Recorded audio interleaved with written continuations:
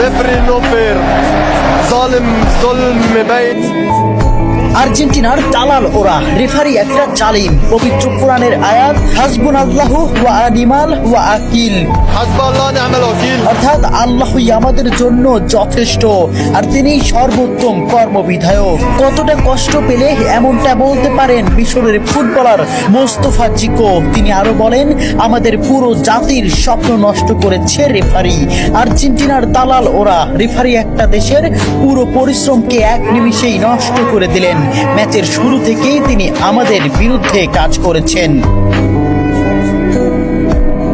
চোখের জলকে সঙ্গী করে আটালান্টার সবুজ ঘাসে পড়ে থাকেন মিশরের স্বপ্নবাজরা। 3-2 গোলে শেষ তাদের বিশ্বকাপের যাত্রা। ম্যাচে ফ্রাসোয়া ল্যাটিক্সিয়া রেফারি হিসেবে দায়িত্ব পালন করেন। মিশরের একটি গোল বাতিলের পাশাপাশি ম্যাচের শেষ মুহূর্তে মোহাম্মদ সালার একটি ট্যাকেলও এড়িয়ে যান তিনি। দেখার প্রয়োজনও করেননি VAR। জানিয়ে রীতিমতো তুলপাড় ফুটবল বিশ্ব।